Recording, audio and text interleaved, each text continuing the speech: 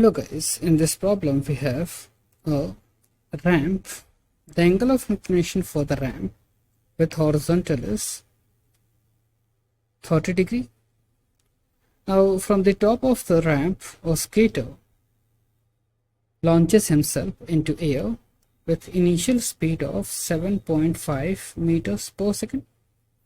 Then since the angle of inclination for the ramp is 30 degree, the projection angle of the skater will also be 30 degrees. Now the initial height of the projector above the ground for the skater above the ground is 1 meter.